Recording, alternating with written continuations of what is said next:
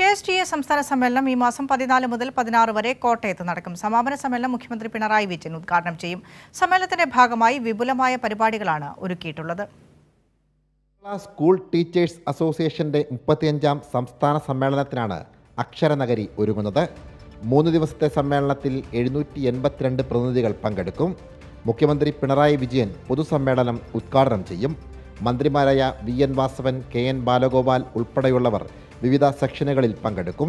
പൊതുവിദ്യാഭ്യാസ വകുപ്പ് മന്ത്രി ശ്രീ വി ശിവൻകുട്ടി, ധനകാര്യമന്ത്രി ശ്രീ ബാലഗോപാൽ, അതുപോലെ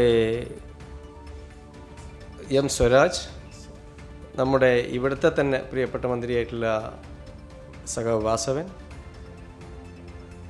പ്രശസ്ത പത്രപ്രവർത്തകൻ സായിനാഥ് തുടങ്ങിയ ആളുകളെല്ലാം വിവിധ സെഷനുകളിൽ പങ്കെടുക്കുന്നുണ്ട്. 16-ാം തീയതി വൈകുന്നേരം 3:30 തിരുനക്കര മൈതാനിയിൽ നടക്കുന്ന പൊതുസമ്മേളനം ബഹുമാനപ്പെട്ട മുഖ്യമന്ത്രി ഉദ്ഘാടനം ചെയ്യും.